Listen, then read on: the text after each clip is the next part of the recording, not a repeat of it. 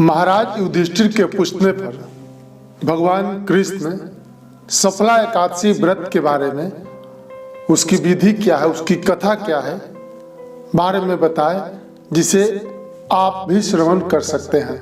महाराज युधिष्ठिर ने पूछा, हे जनार्दन, पौष कृष्ण एकादशी का क्या नाम है?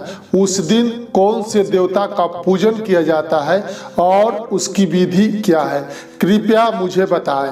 भक्त वत्सल भगवान श्री कृष्ण कहने लगे कि धर्मराज, मैं तुम्हारे स्नेह के कारण तुमसे कहता हूँ कि एकादशी व्रत के अतिरिक्त मैं अधिक से अधिक दक्षिणा पाने वाले यज्ञ से भी प्रसन्न नहीं होता हूँ।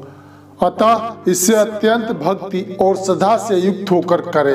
हे राजन, द्वादशी युक्त पौष कृष्ण एकादशी का महात्म्य तुम एकाग्रचित्त होकर सुनो।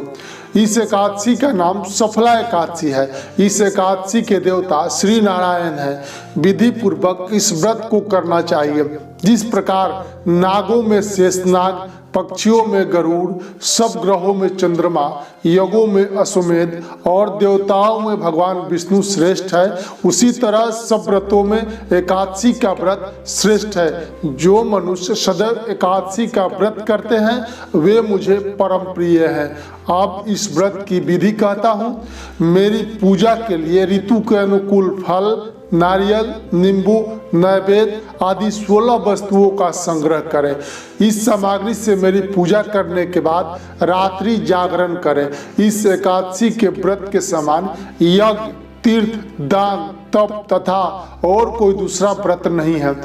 5000 वर्ष तप करने से जो फल मिलता है उससे भी अधिक सफला एकादशी का व्रत करने से मिलता है। हे राजन, आप इस एकादशी की कथा सुनिए। चंपावती नगरी में एक महिष्मान नाम का राजा राज्य करता था। उसके 4 पुत्र थे। उन सब में लुम्पक नाम वाला बड़ा राजपुत्र महापापी था। वह पापी सदा परस्त्री और वेश्यागमन तथा दूसरे बुरे कामों में अपने पिता का धन नष्ट किया करता था। सदैव ही देवता, ब्राह्मण, वैष्णव की निंदा किया करता था। जब राजा को अपने बड़े पुत्र के ऐसे कुकर्मों का पता चला तो उन्होंने उसे अपने राज्य से निकाल दिया। तब वह विचारने लगा कि कहाँ जाऊं, क्या करूं। अंत में उसने चोरी करने का निश्चय किया। दिन में वह वन में रहता और रात्रि को अपने पिता की नगरी में चोरी करता तथा प्रजा को तंग करने और उन्हें मारने का कुकर्म करता। कुछ समय पश्चात सारी नगरी भयभीत हो गई। वह वन में रहकर पशु आदि को मारकर खाने लगा। नागरिक और राज्य के कर्मचारी उसे पकड़ लेते किंतु राजा के भय से छोड़ देते। वन के एक अति प्राचीन विशाल पीपल का वृक्ष था। लोग उसकी भगवान के समान पूजा करते थे। उसी वृक्ष के नीचे वह महापापी लुम्पक रहा करता था। इस वन को लोग देवताओं की क्रीड़ा स्थली मानते थे। कुछ समय पश्चात पौष कृष्ण पक्ष की 10वीं के दिन वह वस्त्रहीन होने के कारण शीत के चलते सारी रात्रि सो नहीं सका। उसके हाथ पैर अकड़ गए। सूर्योदय होते होते वह मूर्छित हो गया। दूसरे दिन एकादशी को मध्याह्न के समय सूर्य की गर्मी पाकर उसकी मूर्छा दूर हुई। गिरता पड़ता वह भोजन की तलाश में निकला।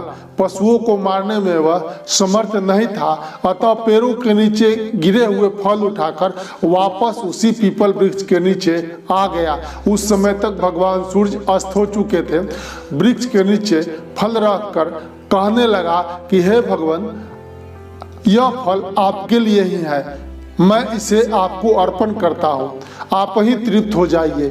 उस रात्रि को दुख के कारण रात्रि को भी उसे नींद नहीं आई। उसके इस उपवास और जागरण से भगवान अत्यंत प्रसन्न हो गए और उसके सारे पाप नष्ट हो गए। दूसरे दिन प्रातः एक अति सुंदर घोड़ा अनेक सुंदर वस्तुओं से सजा हुआ उसके सामने आकर खड़ा हो गया। उसी समय आकाशवाणी हुई कि हे राजपुत्र, श्री नारायण की कृपा से तेरे पाप नष्ट हो गए।